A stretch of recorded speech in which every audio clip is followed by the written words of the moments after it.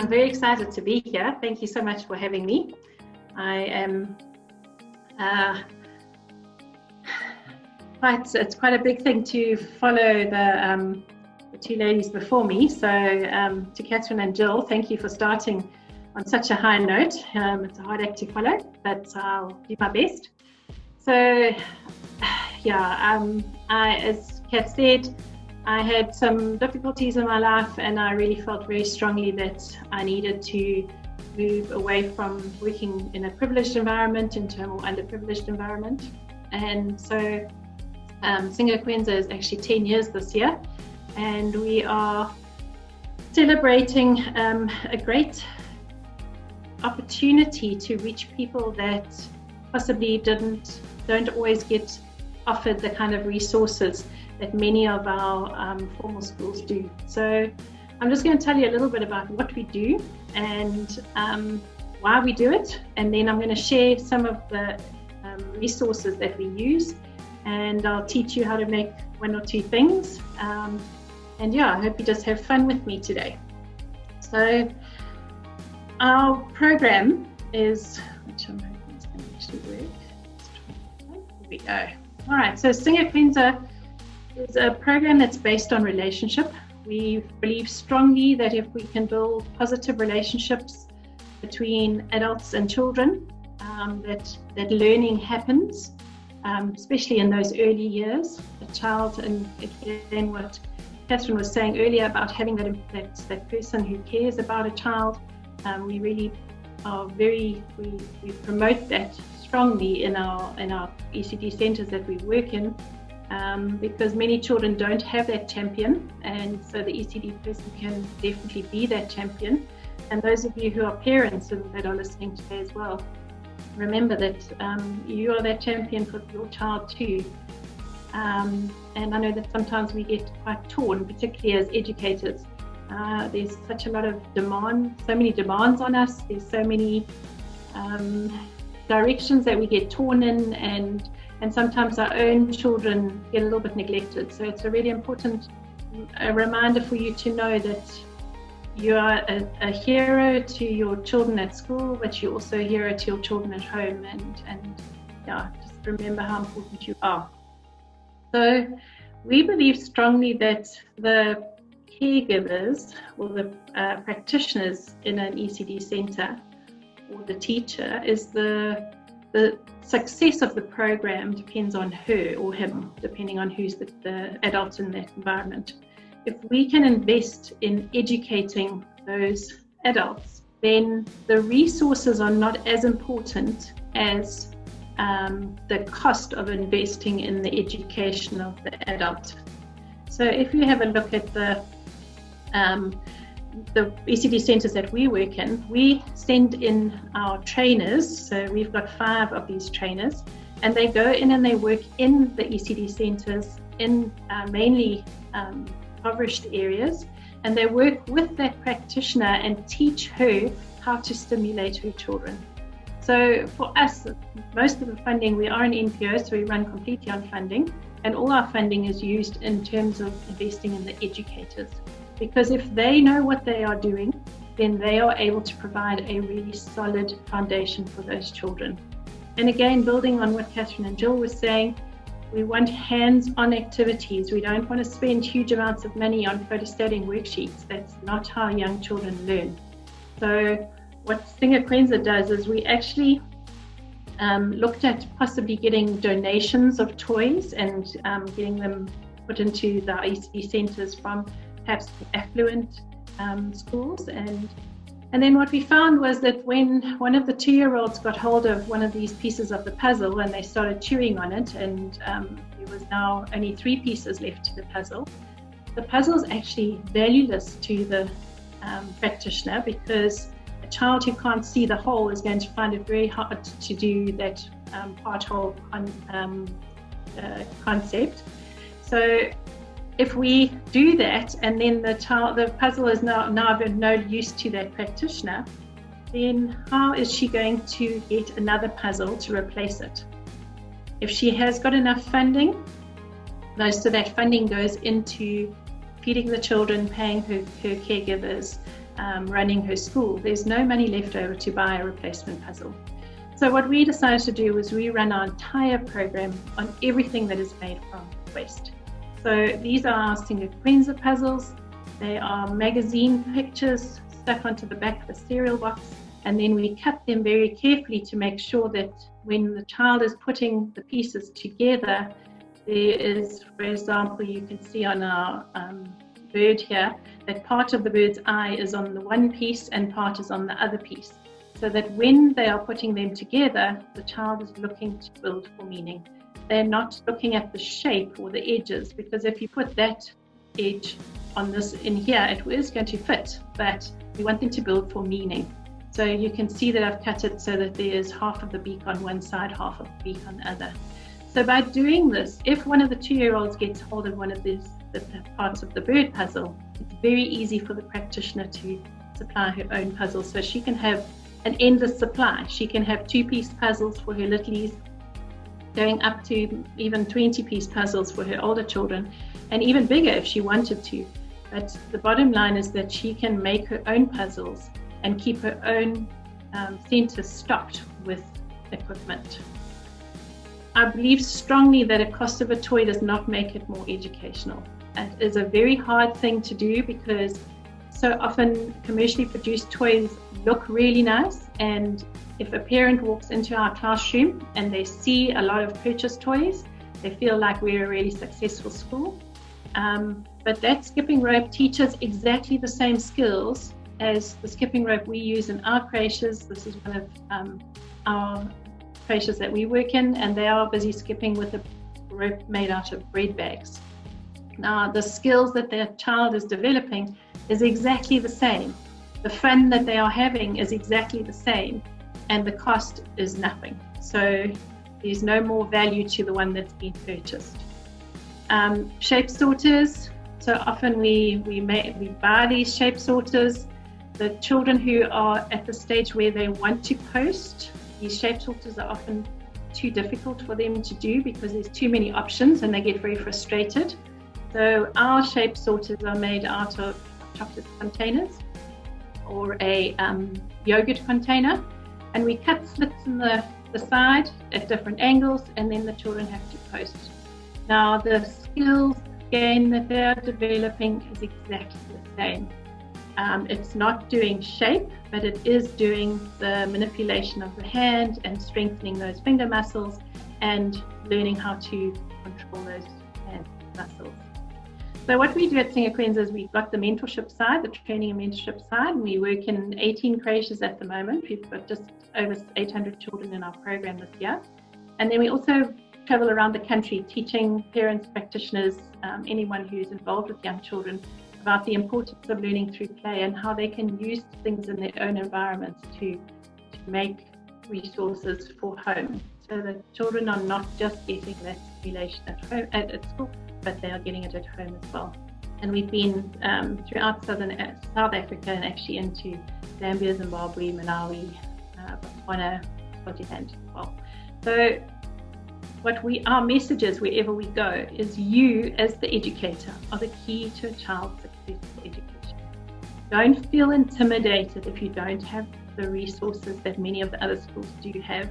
And it's really hard, I know. I've been in that situation where I've gone into such a smart preschool and it looks amazing, and I'm sure that the children must absolutely love coming to that school, and I'm sure they do.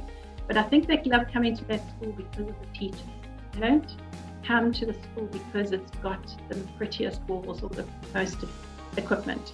And in fact, I often say to the practitioners we work with that it's easier to go and buy something than it is to make it yourself, because it takes time to make it. So it is often almost an easy way out to just get purchased one. So don't be intimidated if you see the schools that have got lots of resources.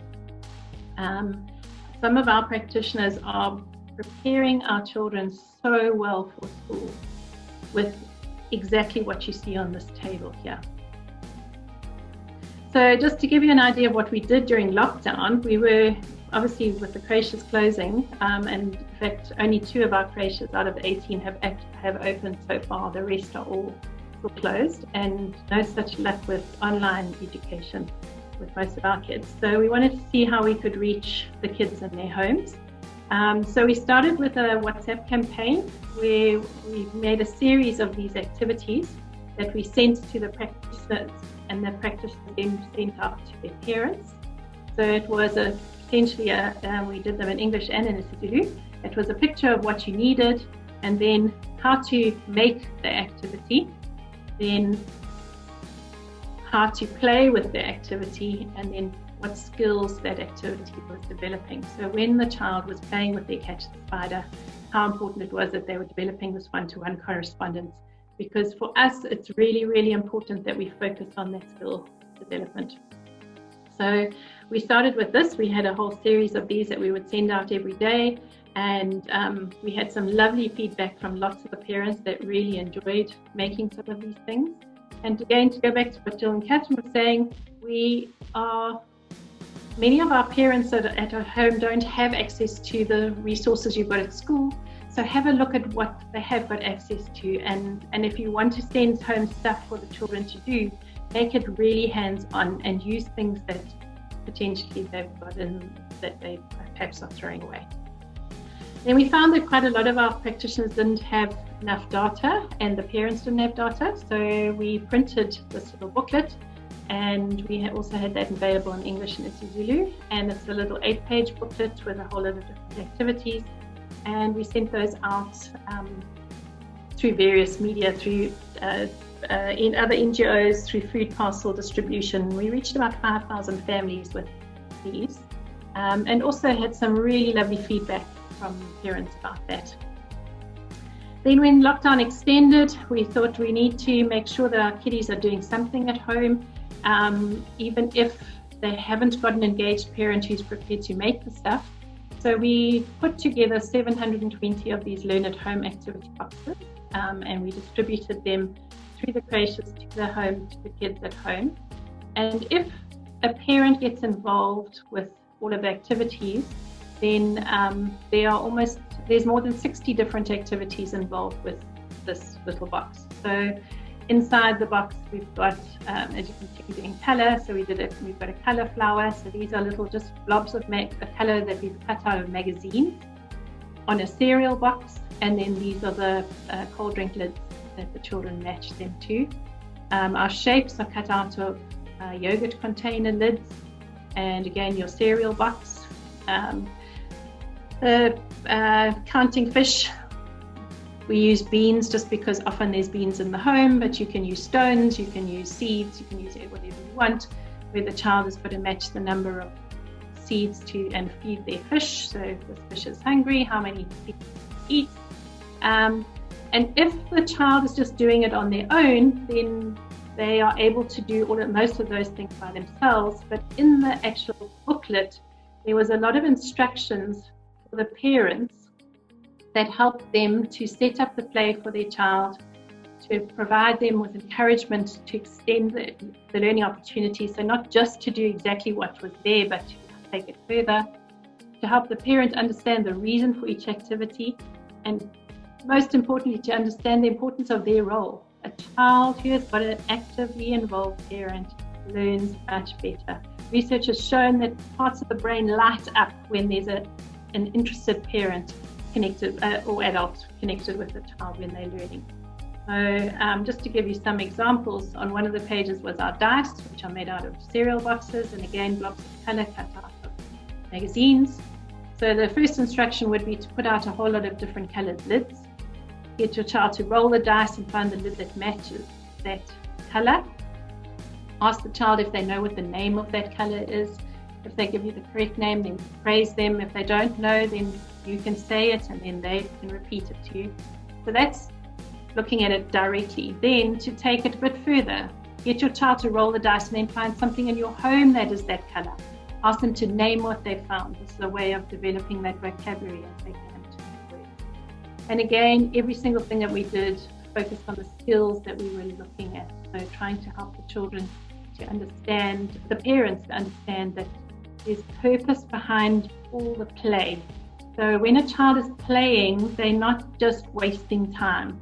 When they are playing, they are learning. And if you provide that play, you are helping them to I got very excited when I was hearing Jill say that everything slowed down a lot and was gone back to the hands-on, much more intense, focusing, slowing down and doing it hands-on, because for me, that's how a child learns best. And so maybe COVID's done us a favor in that way. Also in the little booklet, it's how to introduce the children to scissors. We did put in the correct handed scissors. So if a child is left-handed, they got the right scissors. Thanks to one of our donors, we were able to give every child a pair of scissors. And we've just found that scissor skills are quite lacking in most of our children. And because of that, their fine motor skills were just not great. So scissor work has been really important. So we told the parents how to help them to learn how to use scissors. And then we gave them different activities that they could do using scrap paper, using magazines, using the toilet roll inners, developing those cutting skills. So you don't have to have mass-produced items for the children to cut or colour. Okay, so if anybody does want copies of the booklets that we made or the WhatsApp campaign that we did, we are so happy to share. Sing Akwenza means we can do it. It means we all share our ideas, and just like I've loved listening to the other speakers so far, and I'm sure I'll enjoy the others that are coming up, we are very happy to share, and there are contact details.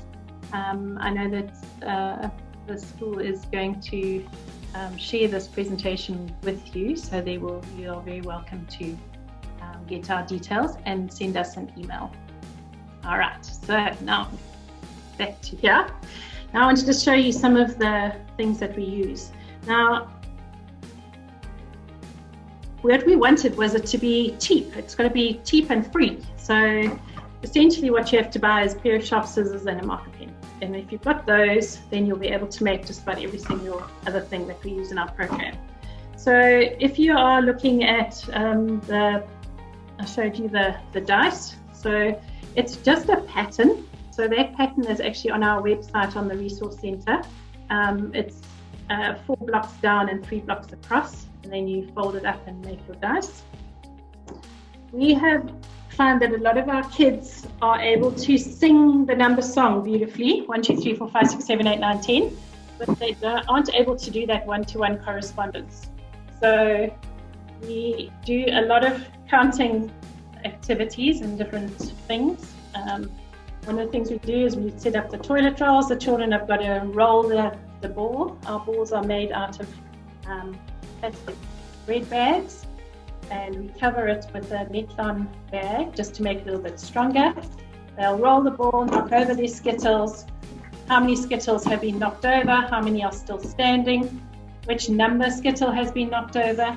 And just one thing that I've really emphasized is many children can't remember what the symbol is.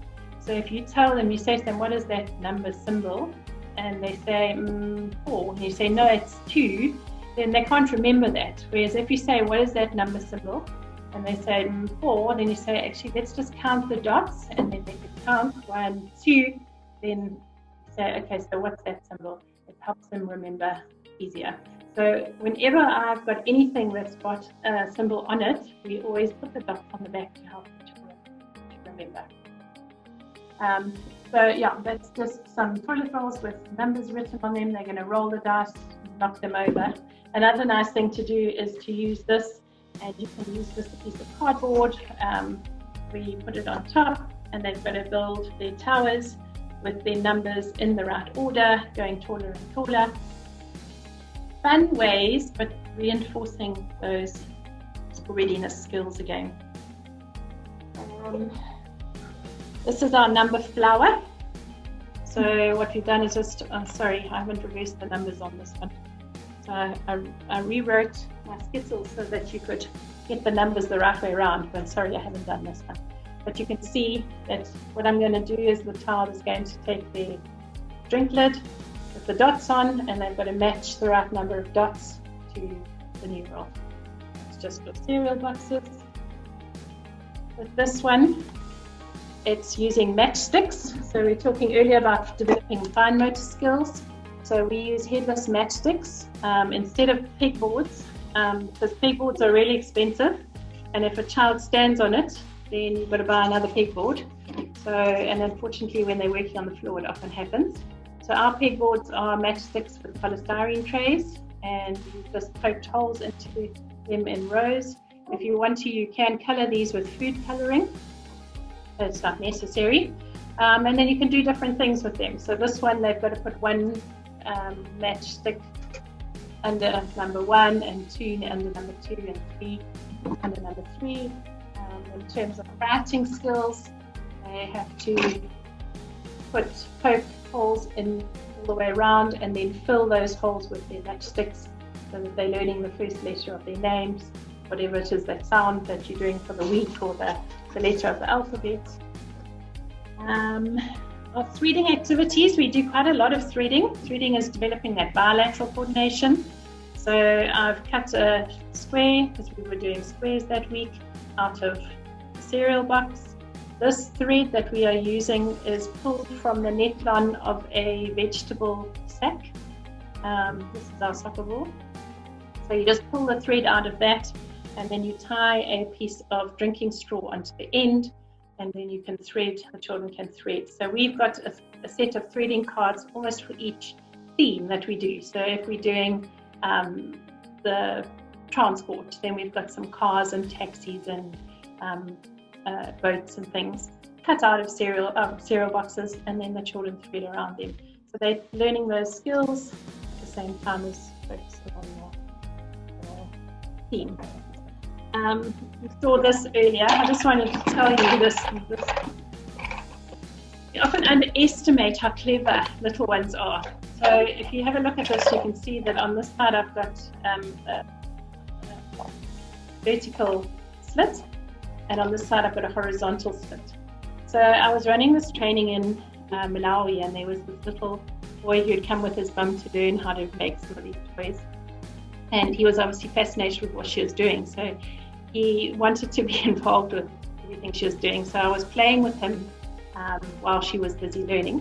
And I gave him this to post, and he was putting the milk lids happily in. He was, I would say, probably about 18 to 20 months old. And he would post all of the things, and then he'd give it to me, and I'd empty them all out, and then I'd give it back to him, and he'd post. And then I thought, well, let's see what happens if I flip it over. So when I gave it back to him, I just quietly, gently turned it over, and when he tried to post it now, it wouldn't go in. So he tried, and he tried again, and he looked at me, confused, and he looked at me, smiled, turned it over, and posted on the other side. Now for me, that was so exciting to see, because there's this child who's not even 2, and he's problem solving already.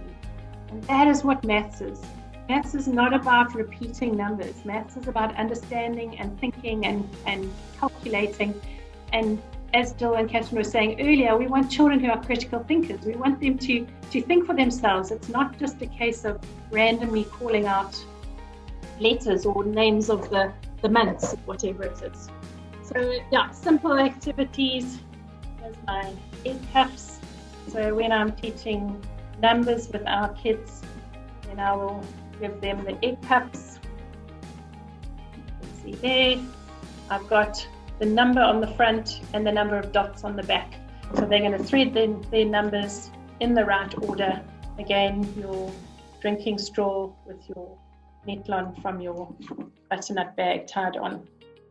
So there's lots and lots of different activities that you can make out of recycling. Don't be scared to get creative. All of these activities have come out of things that we've needed in our program. So it's not that I'm just a brilliant designer of toys, it's what can I use with what I've got. So this is your emotions bingo. So talking about how you're feeling anxious, are you feeling excited, how are you feeling about going to school tomorrow. This is an emotions bingo activity, and the children just have to match the faces and explain why they're feeling that way. Again, going back to what speakers earlier said, if a child can name their emotion, they are much less likely to be controlled by it. So what I want to show you how to make today is our version of a dolly. It's called a lid kid. And we've issued one of these, as you saw, in each of our take-home boxes. And we got sent the most beautiful video of this little girl babying her doll and putting her to sleep and wrapping her up in her blanket and playing with her. So the fact that it is made out of lids and bread bags does not matter to a child. What does matter is having access to their own lid and their own doll. So a very simple little activity, but very powerful, and particularly for a child who's feeling a little bit anxious. So I'm just going to show you how to make that, because once you've learned how to make the ropes, you can make a number of different things. So just to give you an example, I'm going to show you how to make the ropes now. But this is our little pull toy for our toddlers. So there's our rope. It's just a margarine container that we've drawn wheels on, and now they pull their pull car behind them, particularly our little toddlers, and they go to different stations and they have to pick up the different color people. So if all the blue people have to get in at this station, then they have to find all the blue people and put them into their container, and off they go to the next station, and they've got to find all the red people. So a lovely way for your toddlers to start doing color matching, and you can even do this with numbers. So you can look at each station, they can put in 5 red people and 2 blue people, so you're getting them to count as well.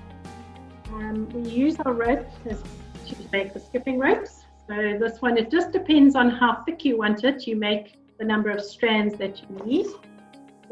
Our books that we use are made from cereal boxes, pictures from magazines, and then we tie it together with a thin rope so that you don't have to have staples or anything. Teaching a child how to tie their shoe. This is also just bread bag rope and a cereal box, so you can learn how to tie their shoe. And then also what we do with our charts, our teaching charts, we use the bottom of beer boxes, works really nicely. If you get the specials brochures from Star or Pickers, make sure you get enough so that you've got 3 identical pictures or 4 identical pictures for your chart. And then we hang them up using this rope, because most of the creches we work in don't have pin boards. So how to make the rope. You start off with a plastic bread bag, like that. Okay. We've flattened ours because it makes it a lot easier to store. The collection of this recycling initially can be a bit of a pain until you've got a system going. So I'd suggest that you get a system going right at the beginning. If you're going to do this, if you're going to get your kids to collect for you and get parents to collect for you and help you with these making of these toys, then I suggest that you get your system going at the beginning. So have a place where your bread bags go, and get the children to empty all those crumbs out first, and then flatten them and put them into the pile. It makes it a lot easier to store, and you don't have so many problems with things smelling and getting sticky and whatever.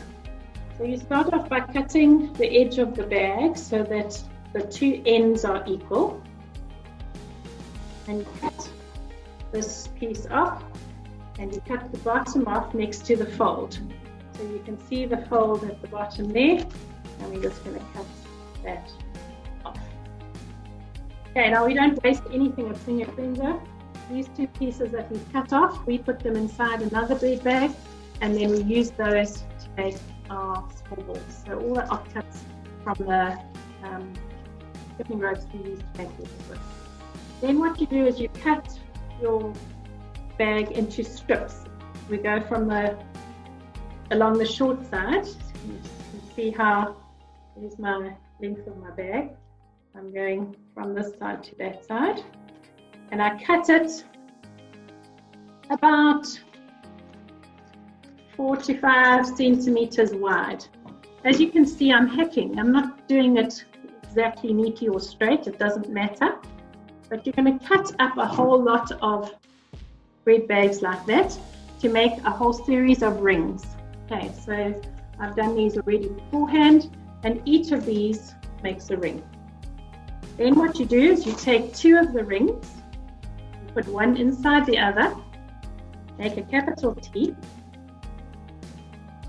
when I teach the younger children, because I get the grade 5, 6s, the 7s to make these for the younger kids, then I say, here's your bunny hole. The bunny jumps over the fence, inside the hole, and pull it from the bottom. So you join together 8 rings until you've got a long strand. Once you've got a strand of 8 rings together, you make 3 of those. Okay, so I've pre-prepared 3 of these. So now I've got 3 strands together. When I tie them together, I'm going to make sure that they are not all in line. If they are all in line, then all my knots will be in the same line. So I want my knots to be in different places, so when I plait, it makes a nice smooth rope, not a big lump in the middle. If I'm making a skipping rope, I need 9 of these. So I'll put 1, 2, 3, another 6 strands together to make a skipping rope. So this is going to make quite a thin rope. That's going to make the rope for our lid kit. Can you see how skinny it is? So I'm going to tie that in a knot.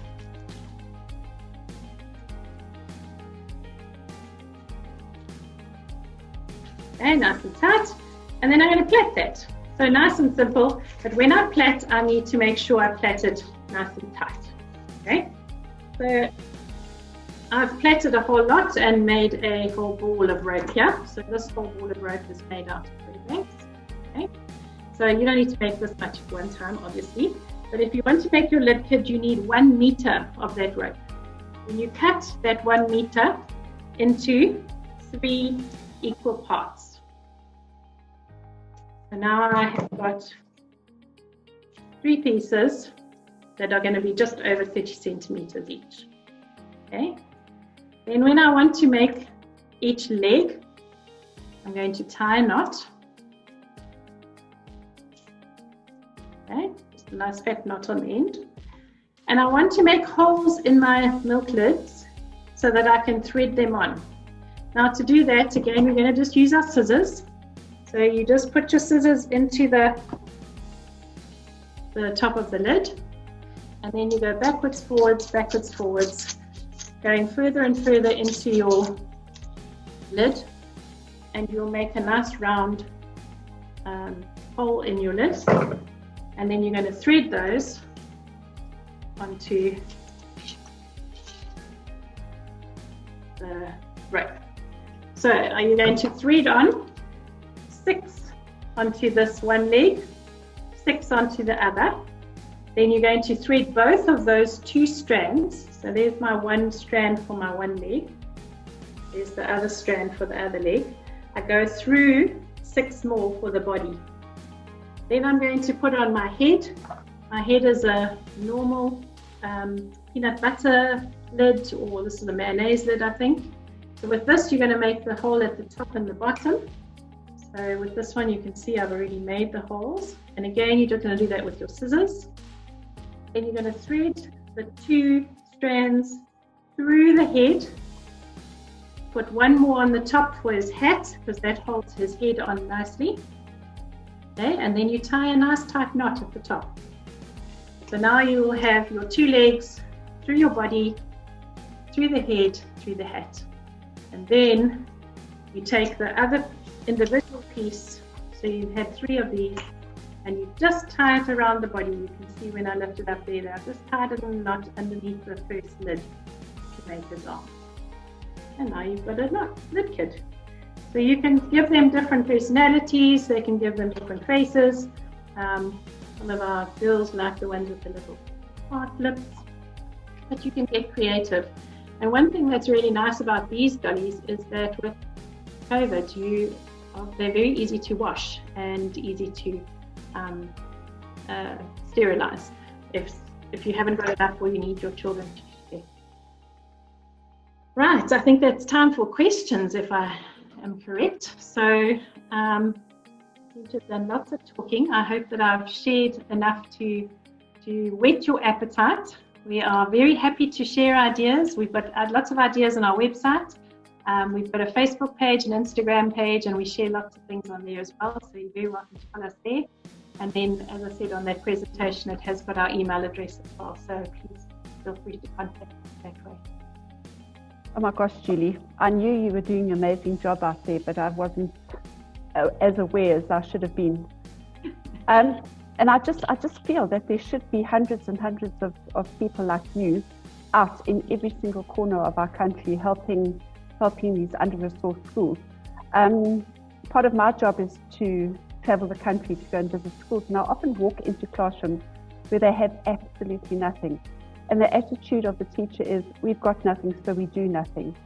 And I often leave a school in tears because because the children aren't being stimulated or they're not being taught.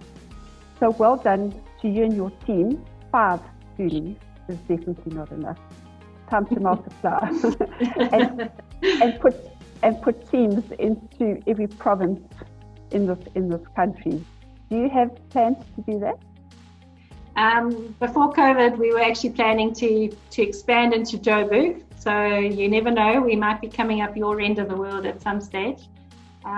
It's very relationship based, so it needs to be, you've got to have the right people. I've got the most phenomenal team of ladies their passion for ECD is equal to their passion for training up somebody else. So they can't just love the kids, they've got to love the practitioners as much, because they've got to be able to share that knowledge. So it's our team is amazing. I'm very, very privileged. So okay. Yeah, maybe one day in Joburg. I'm looking forward to that day. And do you have any plans to translate your workbooks for parents and teachers into different languages? There are 11 official languages in our country. So what we've done is because we're obviously in KwaZulu-Natal, we've done English and isiZulu. When we do travel around the country running the Waste to Toys workshops, so we can run the workshops on gross motor skills, fine motor, numeracy, the types and stages of play, and literacy. So we've got those 5. They're 5 different 3-hour workshops, and we run those around the country. Those we run in English, isiXhosa, and isiZulu. We don't at this stage have a trainer who can speak any of the other 11 official languages, but we've got no problem with other people if they would like to translate. I'm so happy to share. I know the DSD was looking at our booklet and was possibly going to translate, but nothing has happened in the last couple of months. I think they've been a bit busy with all other stuff.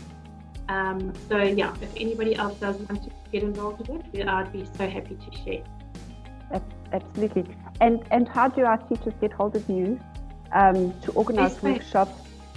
Best way is to email. My cell phone tends to be on silent most of the time because I'm busy with other things. So best way is to email us and we can make a plan. We've just worked out the numbers for our 10th birthday, and the only province we haven't been to in South Africa is the Northern Cape. We've been to every other province, and we will go wherever funding will take us. And often we've got funding available for places that can't afford to sponsor. Because what we do when we run the workshop is we give each of the practitioners or people that we're training a services and a marker pen to use at the workshop. It's a very hands-on workshop, and then they get to take that home with them. So that's where our costs come in.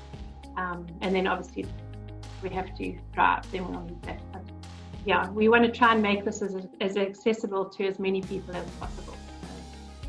Okay. And I know that you have written lesson plans and things that teachers can use within the classroom.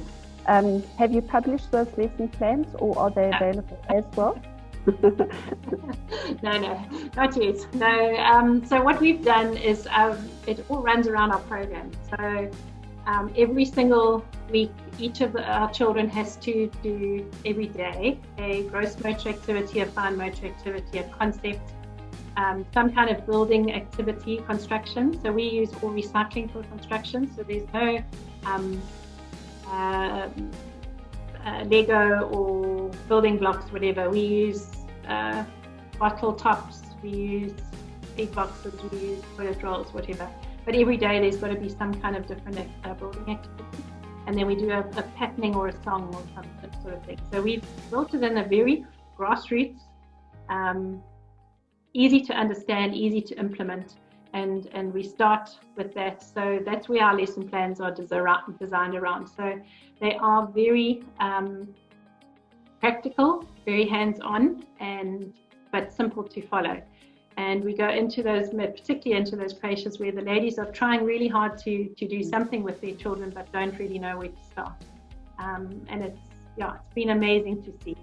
So, you do know, as I say, you do know you have to start publishing those manuals. Yeah, I've just got to finish my master's first. I'm doing that this week. Because I promise you, I get phone calls on a daily basis. Please looking for ECD programs that are simple, practical. So on our resource centre, what do we do is I've got up 3 different activities for each section, and we rotate those each week. So during COVID, we actually opened our resource centre up to anybody who wants to be involved with it. So it used to be that you had to attend a waste toys workshop first, but we've actually opened it up to everybody. So you can email me and then we'll give you the password for that as well. Okay, thanks. Beth, can I interrupt you? Yes.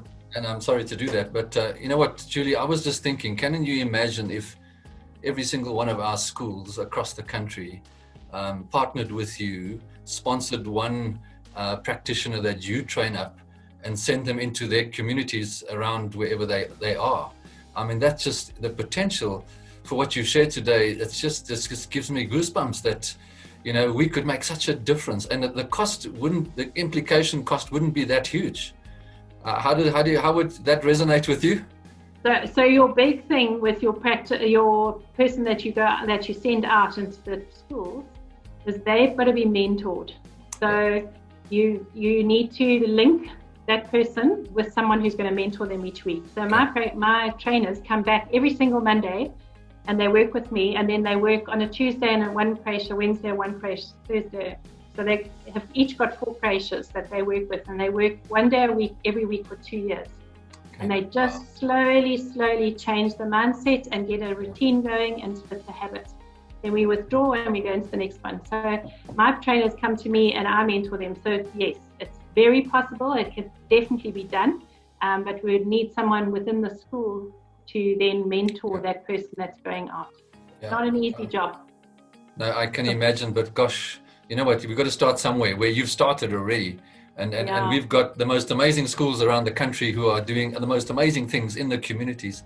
And I think this is a wonderful thing. You've just given such wonderful practical things. Thanks, Julie. I'm inspired. Thank you so much.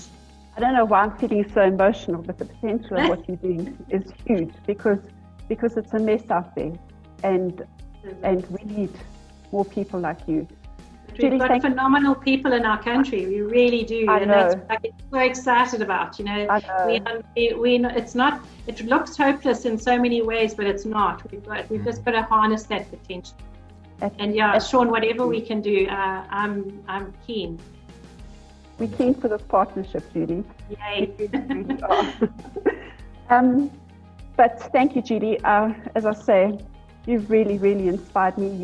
You've helped me look at things in a different way, and I hope other people are feeling inspired and hopeful, because you give hope where there sometimes is no hope. So well done, and to your team, to Linda as well, and your 5 ladies, please just keep going, and thank you for your heart in this whole thing. Thank you so much.